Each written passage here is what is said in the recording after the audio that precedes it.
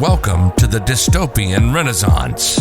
We cover spirituality, healing, consciousness, and truth. In this chaotic world we live in, it's important to get out of the matrix, and we'll do just that with biohacking, nutrition, spiritual awakenings, alternative healing, and freedom.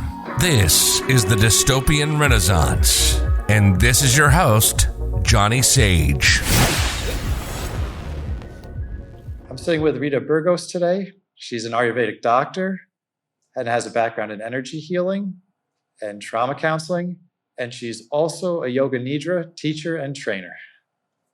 Hi. Hi. It's so good to be here. Thanks for coming on today. Thank you. Thank you.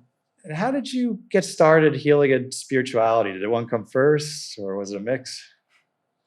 Well, I think the story's probably familiar with a lot of people that you've spoken to, that the healing started healing myself first. And to some extent, I would say they're intertwined. They can't really be separated.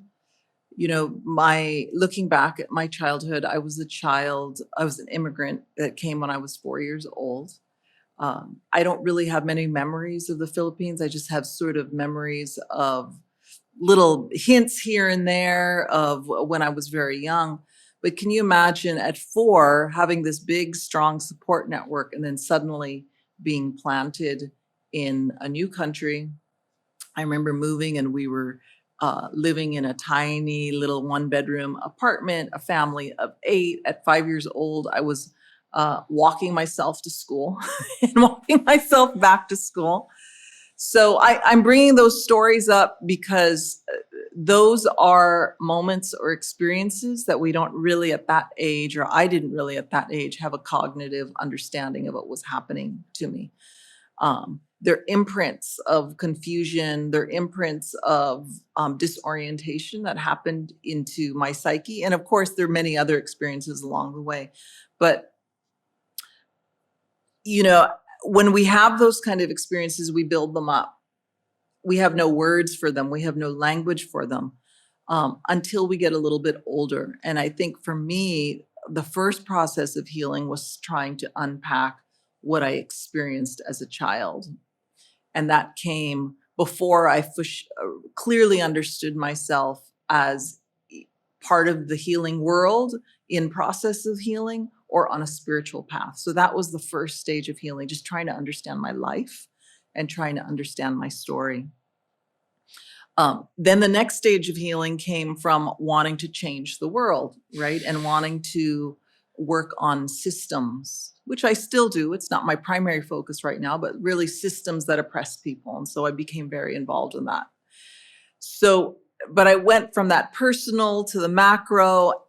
And then my mother passed away in my early 20s. She was just a beautiful, lovely, just a wonderful embodiment of love. And really, it was that moment where I felt deep grief, real deep grief. And I remember sitting at her grave and just asking myself, what should I do? What should I do? And it was in that moment where I had a very clear message. It wasn't a talking message, but it's just a very clear set of intuition at that moment that it was time to really dive deep into a spiritual practice. And that is when I found the path of Raja Yoga. I found the spiritual lineage that I had been practicing since I was in my 20s.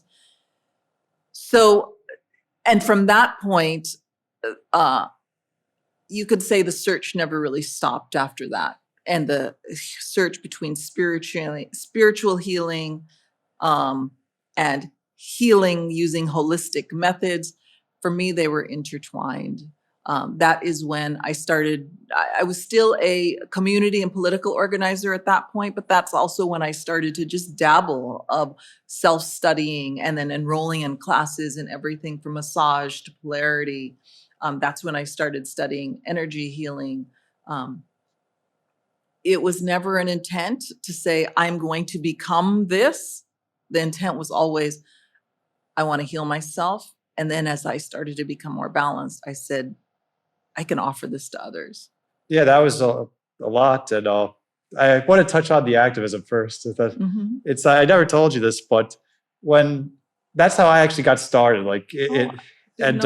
Yeah, you wouldn't know this because I was out of it by the time. And when I started, it was like first, yeah, because I wanted to change the world. I think that came first because I knew there was something really wrong with society. Couldn't really put into words when I was younger, but other people seemed not to really notice it or really care. So it was kind of confusing for me at the time. The way that it seemed like you change things was through politics. Like that was the only way.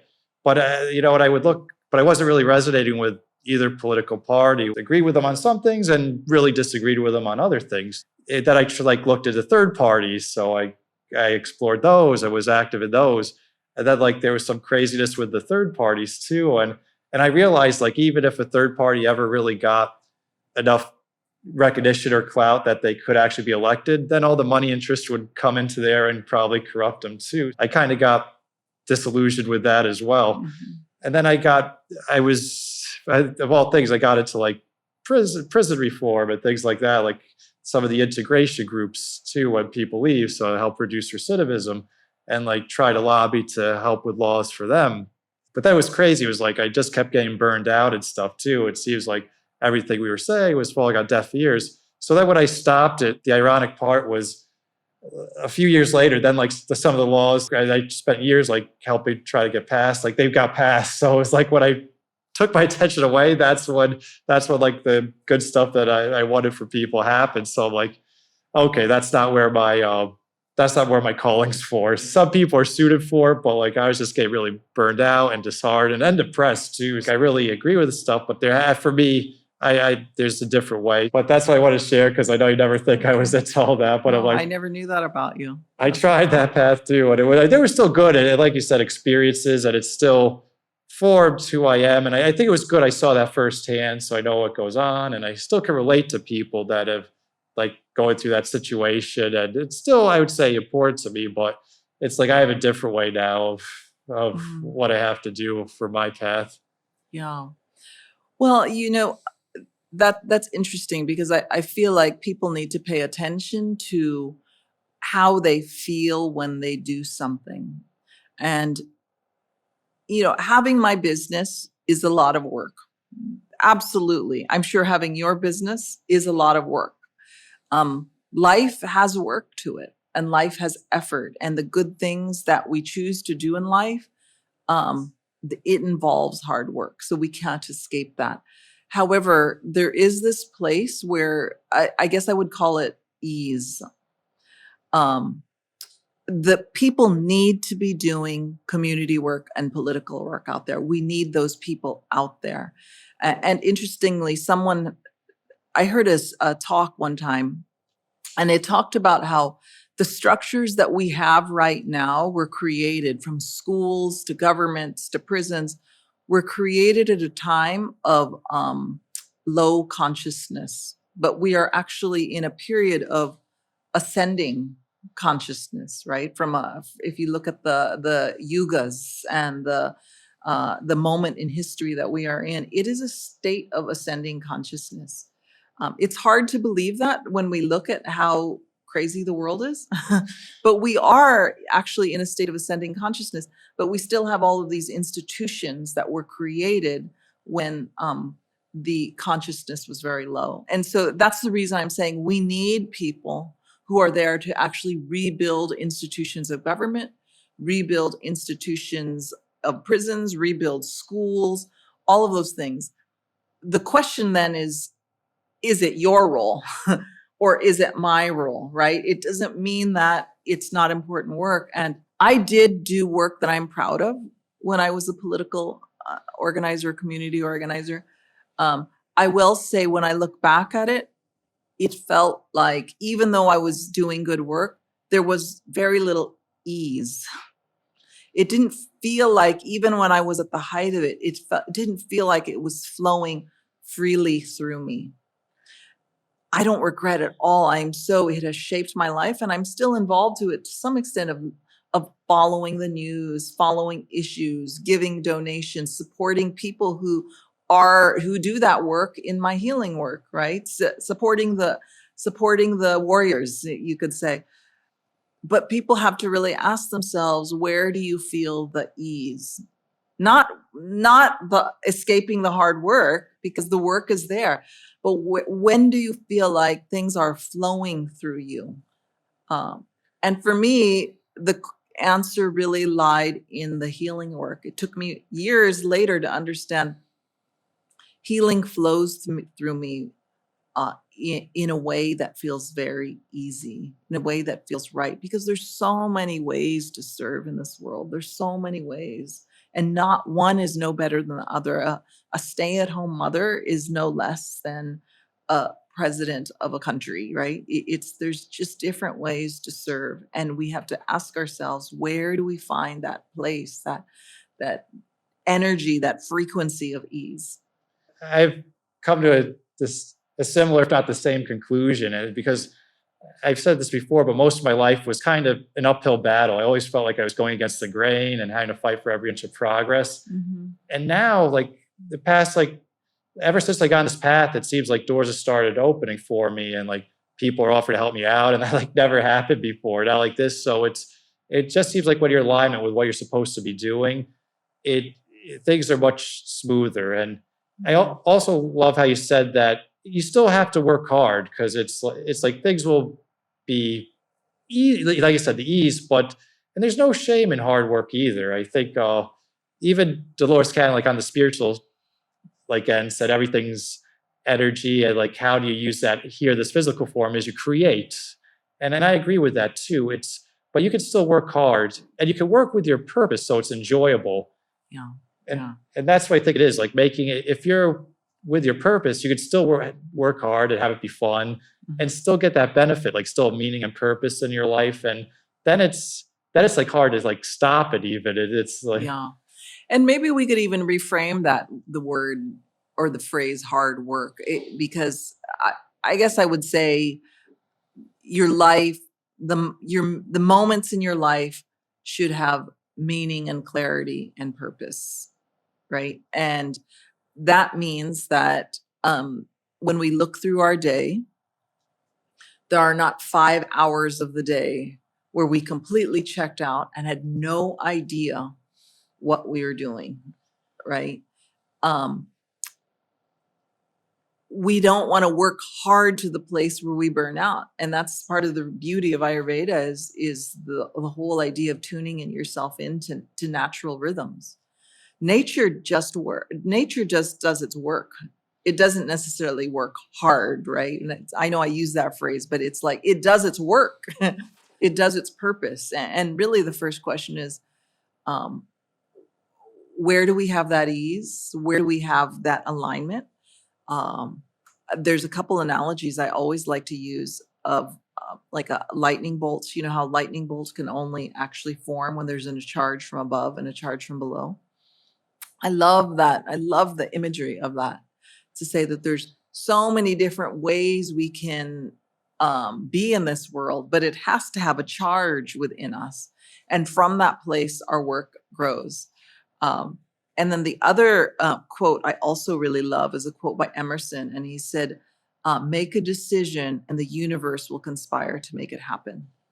And by hard work, I mean, it's like saying, if you really want something, that means that your day will reflect that, right? If there's really something you truly need to make happen in your life, your day will reflect that. And the universe will conspire to make it happen, versus sort of making a decision. And the universe doesn't conspire to make it happen because you haven't really made the decision, and it's reflected in our actions. And it's hard. Like when I was doing my healing journey, sometimes people would ask me what I want. And I noticed it was hard to be really specific.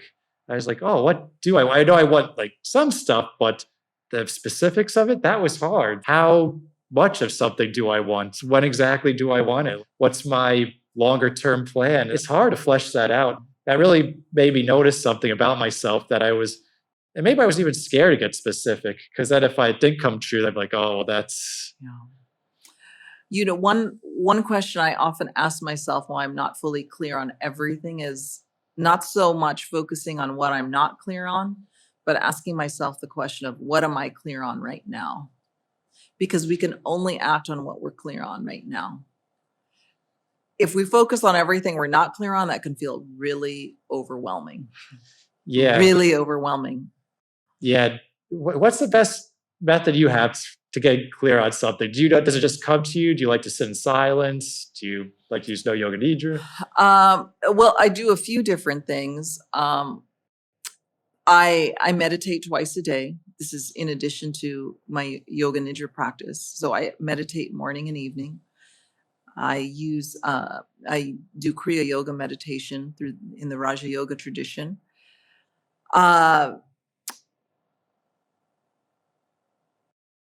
I connect with my guide, and everyone has a different guide.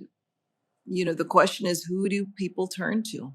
Who do people turn to when they need answers? For some people, they may feel that answer as just intuition. Some people may hear it as a voice. Some people may just hear that knowing. When you feel really clear on something versus that a passing, when something has been given to you as a clear message versus a passing thought. Oh, that could be good, or that could be. So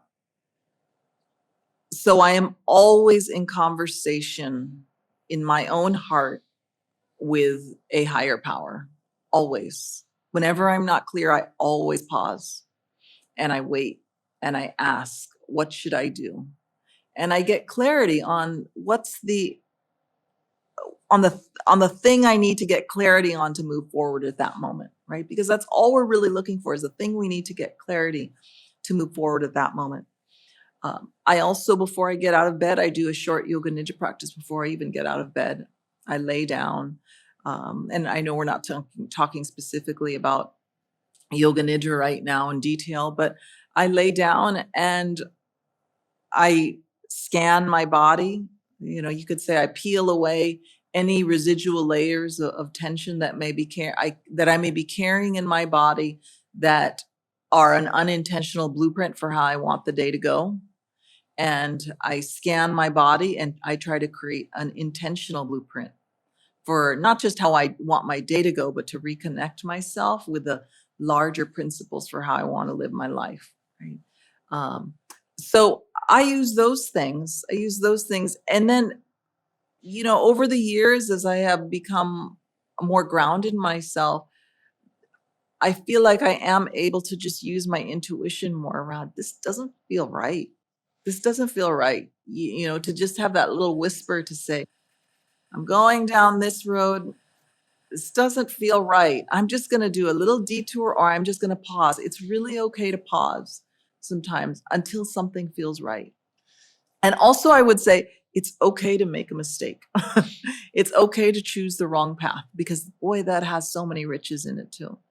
Yeah. That's there's this one other spiritual practice. Like, one of the first things you learn is take a pause when someone's triggering you or like testing you. Take a pause. Like, don't be so reactive. And that's a powerful technique for sure, if you're not just going on impulse all the time. Yeah, it's you've done yoga nidra with me before, but one of the lessons of yoga nidra, but also many different yogic traditions and other spiritual traditions, is this concept of mastering time, right?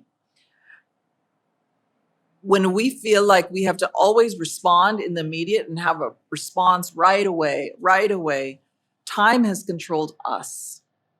We are under the chain of time. But you can take a response when we have to come up with something, like when we feel like we have to respond right away. There's no reason why that has to only be 1 second long. And I'm not talking about literal, I'm asking us to step out of time. What if that moment when we think we have to have these immediate reactions gets stretched out to be like, let me actually stay in this feeling for a moment. And that may end up being 30 seconds, it may be a minute. But whoever said that time has to control us right away, right? What if we say, wait, I can master time? Yeah, there's in that same spiritual practice, the way they phrase it is the opponent makes you think time's working against you and you don't have time, but you can take your time and think about things and not always act on every single thing right away. And it can usually work in your favor if you step away from something, and we don't have to give like an answer right away. Yeah. So I've noticed that too. And it also, there's that big debate, like time is an illusion. I don't know if you felt this, but it certainly feels like it's passing much faster now. The older I get, it's flying by. Yeah. I heard someone told me that for children, time goes by very slowly. And as you get older, time goes by very quickly. And I have found that to be true. You know, if you think about childhood years going up to 18, didn't high school feel like an eternity? Or Dragged junior on, high? yeah. It feels like it went on for 20, 30 years, the way, right? The way when you compare how quickly time goes. I still can't believe high school was only 3 or 4 years long, right? Depending on whether or not you started high school in 10th grade or ninth grade. It feels like an eternity when you look back at it. Yeah, it seemed like I had all the time in the world back then. And I actually... Or it would never end. Yeah, it was, you're right. I had to figure out ways to like pass it then. And now it's like, how do you fit everything in you want to do? Absolutely. So it's like you have to be much more selective. I also will say, with this sense that the shortening of the sense of the speed of life, I have grown to appreciate every moment. My gratitude for this life is really just increased over the years. And that is, maybe that is also one of the things that when you said, how do you make those right choices? Gratitude is a beautiful thing. I just don't take my relationships lightly anymore. And I don't take what is really meaningful to me very lightly. And I know what I want to nurture. And it's really easy. It's easier to make the right choices when you have that gratitude for the things in your life that are so meaningful. I noticed my life is much different than I thought it would be when I was younger. And that's a good thing. Like what I thought I wanted when I was younger really isn't what I wanted or needed. So, and now I can appreciate the smaller things, or like you were mentioning before, just meaning and purpose. And it's those things that I realized that I'm here for. It wasn't about the money or the house or anything like material things. There was much more to this. And like you said, it seems like it's slow moving, but the consciousness is kind of shifting. I think people, I don't know if you noticed this, but past 2+ years, it seems like there has been a collective awakening. Still not as much as I'd like it to be, but people are kind of seeking spirituality that wouldn't normally have found it before. Like I noticed that are reaching out to me. And I find that's really a good thing too. Like it was interesting because that's where I kind of was too. Because when I first woke up, it was very lonely, and I'm like, oh, who do I turn to right now? I realized like why I had to go through all this now, and that even the quote unquote bad moments of my life, I realized why I had to go through that, what the moments were teaching me. So you could argue that there really are no bad moments. Absolutely, there are no bad moments.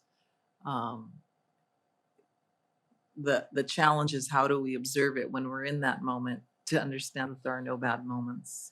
Yeah, because sometimes there's things that are really horrific, and I certainly would want to do again no matter what the lesson is. Yeah. But at the same time, I understand more. And I saw this quote, I forget the exact one, but I'll paraphrase. It was like, when you understand the psychology of people, you can't really, it's hard to get mad at them anymore when you realize people do the things that they do. Like when you understand narcissists, because I had some in my family, and it was frustrating as anything, like when I was younger. But now I see, like my parents had awful parents, and then no, not my mom's mom, but like pretty much everyone else. And then they had awful parents. So just this generational trauma just kind of continued, and and that's another question I asked, like, why is it me that is breaking the cycle? Like, why is it this generation? Because it's hard to do. Like, and is it because like I had more information at my fingertips? It's really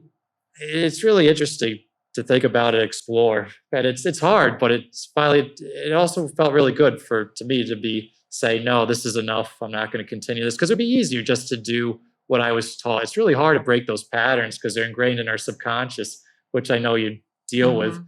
And it was interesting you said that too, like how we're asleep for like 5 hours a day. You're right. Like most people probably can't remember most of their day when they get home. Like when we're driving, we get home and probably don't remember that car ride at all, which is kind of scary because a car could be a deadly weapon too. Yeah. And every moment of the day can be turned into a meaningful moment. So even when you are in a car ride, that is a time people could be doing affirmation, right? When we are not consciously thinking of something, and I'm not trying to make people be neurotic about, I have to be consciously thinking about something, but I'm just trying to give you a stark example. When we are not conscious in what we are thinking about, we are unconsciously being defined by our past patterns. From a yogic perspective, we would say they'd call them your samskaras, the subtle impressions of past patterns that make up our current behavior. And every moment of the day can be turned into a place of calm repatterning, calm clarity, and calm focus on what we want to aspire to, what we want to be present with. So going back to the car ride, you can make a car ride have affirmations. Because what are affirmations? Affirmations are a beautiful way of repatterning past habits. There are three bodies from a yogic philosophy perspective. There's the causal body, the subtle energy body, and then the physical body. The physical body could not exist without the energy body and the thought body, meaning it gets its form because of first it came in the form of thought. And so when you start doing those affirmations in a car ride, you actually are creating, and say it in the present tense, right? Not as a hope for the future, but as a vital energy that you are trying to bring into your life. You are trying to repattern past behavior, or you are trying to repattern something that exists within you right now. So it could be somebody who's chronically ill, and they are doing affirmations around a different version of themselves. That doesn't mean that you don't take the supplements and the herbs you need to take and go to your medical appointments, because that's also part of doing those actions, are also part of the way you are expressing your will to be well, and also using the physical aspects of those substances that you may be taking in to help heal your physical body. Yeah, that's funny you say that, because that's what I use the car rides for, is my spiritual practice, whether it's mantras, affirmations, prayers. Yeah, it's the best time to do it too. And if people don't feel like they can say a mantra or affirmation for the entire car ride, then ask yourself, what else do I want to fill my life with? So music, if you're listening to music, listen to music that is uplifting for your soul, because you're feeding your senses all the time. You're feeding your senses with your eyes. You are feeding, from an Ayurvedic perspective, we have more than one digestive system. We have a digestive system in our eyes.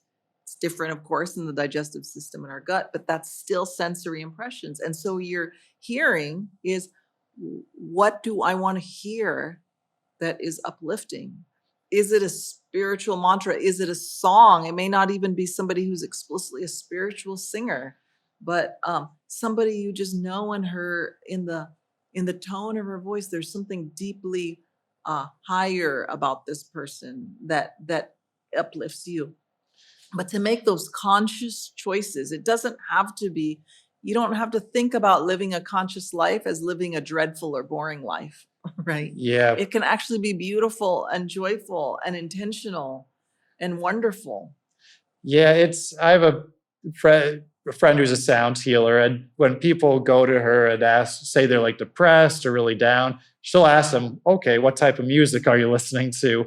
Music and sound it makes a really big impression on our bodies, because we're mostly water. And I know, water responds to music and frequencies. It can form different shapes. You're right. It is good to be conscious, and not to shame anyone, if they want to listen to the pop culture stuff, but it does make a big difference if you gradually cut it out. And, I would say if you're going to do something that is not necessarily uplifting, be very conscious about it, meaning that just acknowledge to yourself that you're going to do that in that limited amount.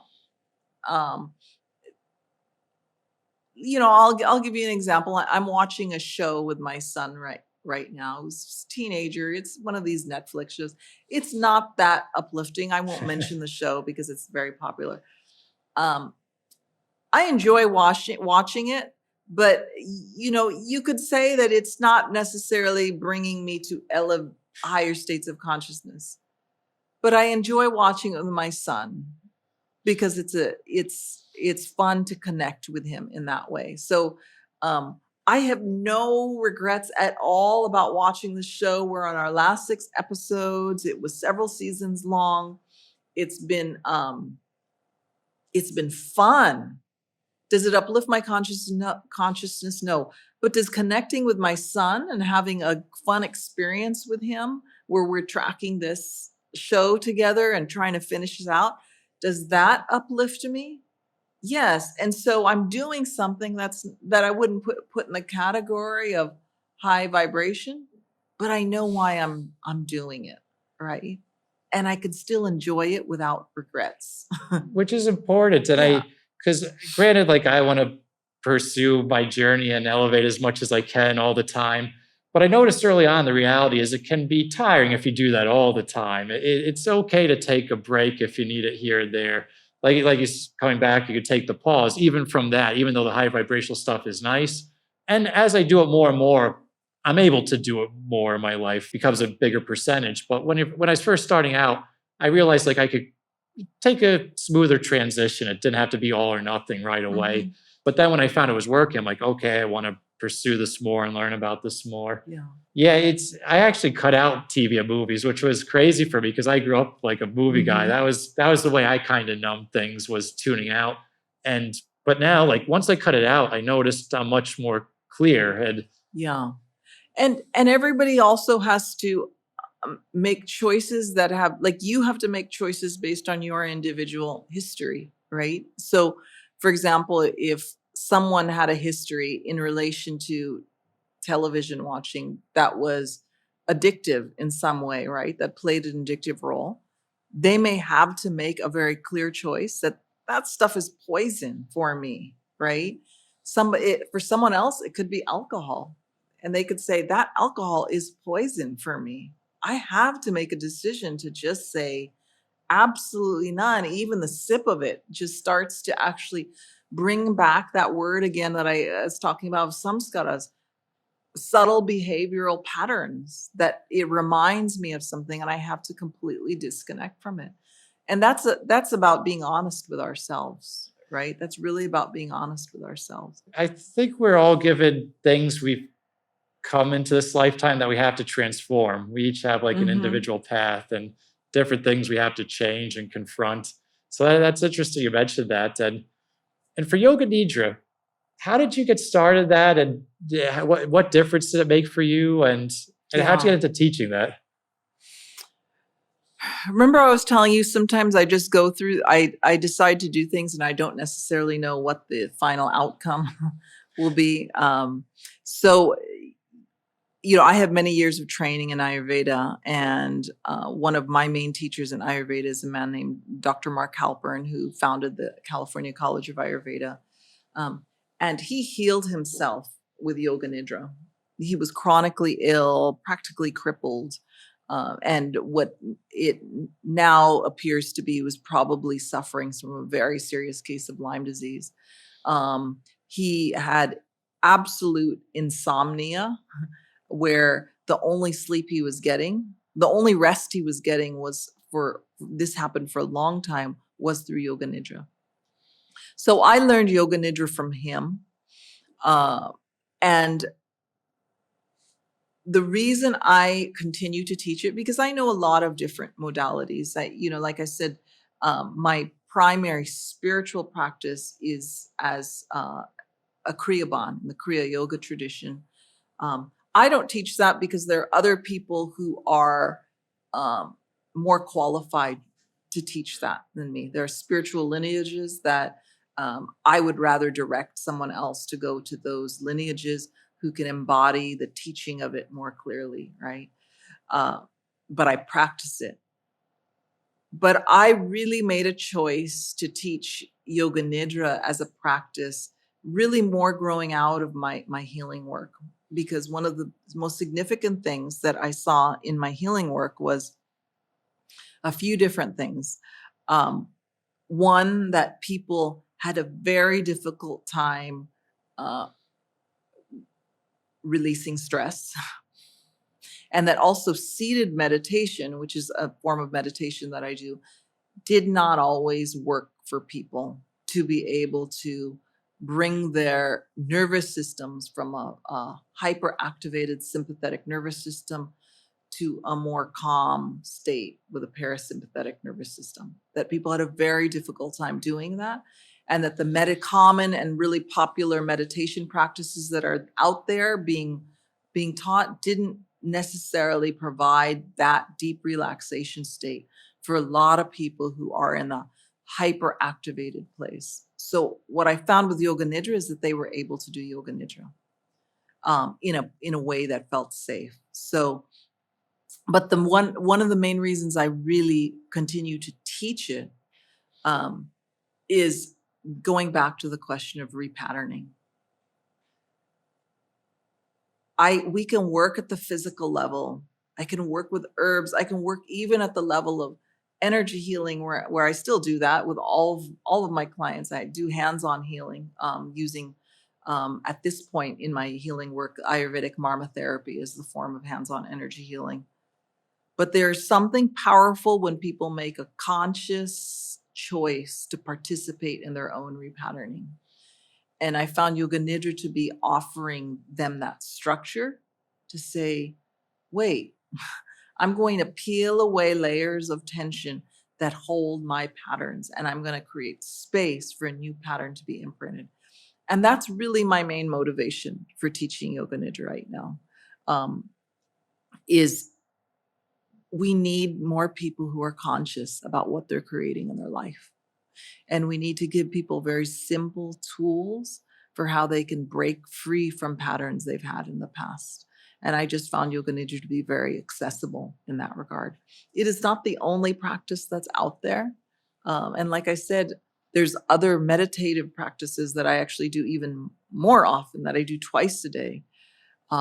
But from a healing perspective, I found it to be very profound.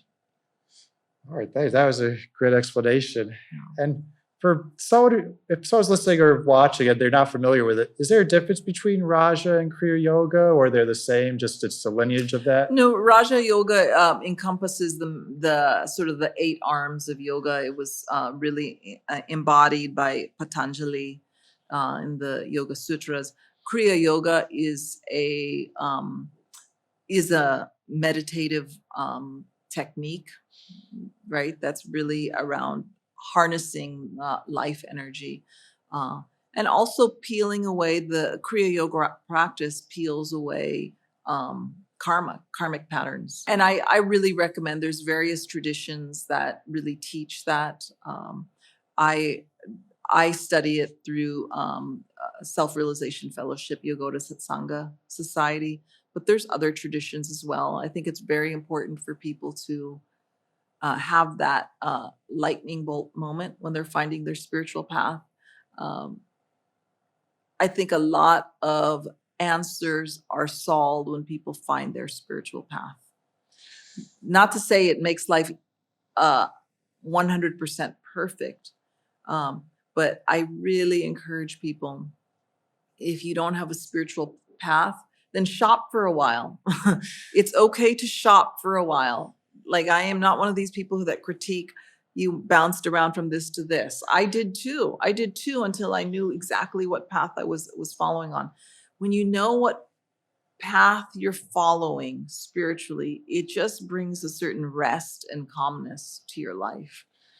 It's funny you say that, because I had another guest on. I had a friend, and he's noticed that there's something he calls spiritual window shoppers, and they just go from practice to practice. But as you also said, I did that too when I first started, and it helped me find out what worked. When I saw something that worked for me, I'm like, okay, great. And then I wanted to learn it and share it with others. Or if there's something that didn't work for me, I'm like, okay, maybe not for me.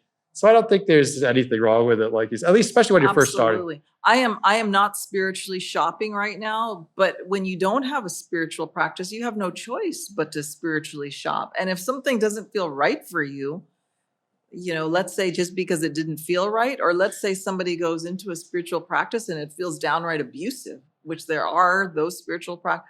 Certainly we wouldn't recommend that the person stay, right? So there's that moment where you shop and you move around. The only thing I would say is when we're in that stage, to still remind yourself that you're looking for home. Right? Yeah. Because I think the problem is when people think that the shopping part is their permanent identity. And I do believe that everyone has a spiritual home. It will be different for different people. I am not an evangelist for anything, but there is a place when we find that comfort in our spiritual life where peace can reside. One thing that really surprised me and people come to me about now is they're surprised by how many genuinely bad people there are in the spiritual and healing communities, sometimes more than good, it's at least appears. Yeah, and I found absolutely. that too. I teachers let me down. I had just horrible stories, like the worst things possible that you wouldn't even think are in the regular matrix, let alone in these communities where you think good people are trying to do it to help others, but not always the case. So you have to be really careful. Yeah. And the spiritual community has its share of narcissists. It has its share of egotistical people, has all kinds of things. And so, there's different levels to look at. The first are the teachings. What are the teachings you're looking for? Do the teachings resonate with you? And then you look at the community, right? Is it a community? Look, there's going to be gossip in any community. That's the nature of human life. But you're really looking at the scale. How much do people gossip? How much power mongering is there? How much, and you don't have to look at everything through that lens, but it's more like, I guess a non-scientific word is, does this feel icky? Right? Does it feel like you got slimed when you got into a place? Does it feel right? Does it feel right? And do you feel safe is the most important thing. And one thing you've talked about before is that gut feeling. It's important to trust. I didn't trust that a lot of my life, and it more often than not, pretty much always, it's right. First instant, we have a brain down there, and it's important to trust that.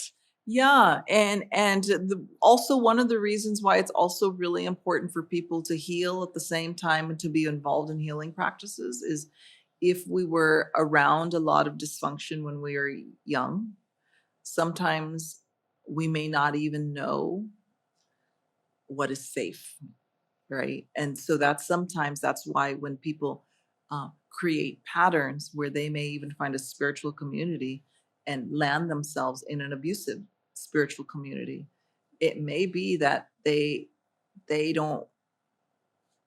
has not fully cultivated this deep knowing, but that's what it felt like to have a safe mother, or that's what it felt like to have a safe father. It's like lack of safety is normalized. So it's important to do both the spiritual search and one's own emotional healing so that you can make the right choices. Absolutely. Because if you grew up in that dysfunctional household, that feels normal, and normal feels boring. So that is something that, it's good to turn inwards, notice that, and then change that, because it definitely leads to more what you think is happiness, and that state of dysfunction is not happiness. It's I can attest to that for sure. So thanks for bringing that up as well. And if someone's heard of Ayurveda, Yoga Nidra, what type of people do you think it could benefit?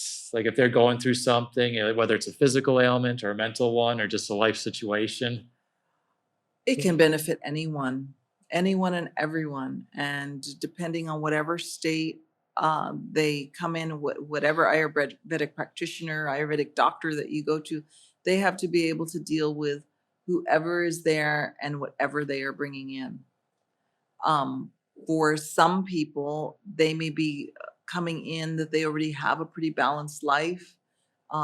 They have practices that are fairly uplifting, and there may be a physical ailment that they are specifically trying to deal with. And it may be just some tweaks in terms of their rhythm and routine that need changing. For other people, there's a word called tamas, right? There's different stages of consciousness in the yogic Ayurvedic understanding. Tamas, which is when people are living in the kind of lower realm of consciousness. Then there's Rajasic, which is highly active, meaning everything's about motion, everything's about, getting things done. And then there's the Sattvic, right? Where even if you are in activity, it is still coming from a place of peace. So there's the physical ailments that one has to have addressed, which anyone can come have that addressed. But this also, you can come in at any one of those different frequencies of consciousness, and Ayurveda should be able to guide you, to support you in lifting you into some level of a higher state by the recommendations, by the lifestyle practices. It can benefit anyone. And if someone's out there and they're interested in trying it, how do you prefer they reach out to you? Social media or website? Oh, they can reach me through my website, rebuildrecovery.com. I wouldn't recommend a social media message. I'm not there yet. I have social media accounts, but I have missed many messages that were sent to me on social media. I'm trying to be better, but the website is the best, rebuildrecovery.com. Okay, rebuildrecovery.com. When someone first starts, do they do like an initial consult with you? Yeah, it starts with an initial consult. If that's what they want, they can also, some people also start with some Ayurvedic body therapies too. So it's when one wants a more comprehensive Ayurvedic consultation to really do a full assessment of their life, their health, that starts with a comprehensive Ayurvedic consultation. But there's a whole host of very well-known Ayurvedic body therapies that some people start with also. And then if people are interested in Yoga Nidra too, I'll be having some a more regular schedule of both Yoga Nidra teacher trainings, but also classes being shared on my website soon. Oh, great. So the dates and times will be listed on your website. Yeah, they'll be posted soon in the next, within the next 2 weeks or so. There's going to be a lot of new dates and times coming up. All right, great. And I can, as someone who's tried the Ayurvedic services and the Yoga Nidra, both the class and training, I can definitely vouch for it. They're great modalities, really helpful. And Rita's an excellent practitioner. Thank you so much for having me. Thank you for coming on and to share your story. It's really inspirational. I always appreciated the help you gave me on my journey. Yeah, and I should also say that in my Ayurvedic practice, when I was working with a client who was having swelling, and I was working with her, doing hands-on healing, and the thought of you kept coming up, remember? And you came, and I had you come to my office and to do some sound healing with her. She had some pretty chronic swelling in her body, and you really helped her. Oh, so you have a lot of gifts also. So it was really nice to have that resource to be able to bring you in and have you do some sound healing on a client. Hey, well, thanks for letting me know how that turned out, because that was a while ago. I appreciate you letting me know. And that was one of the things I mentioned was like that people offered to help me out, and you were one of them too, giving me an opportunity. Thank you for that. Yeah, my pleasure. Thank you. I hope you're as grateful as I was to hear Rita's story and listen to her experiences. I have a Patreon. Any amount you can donate is greatly appreciated. It helps keep the show going.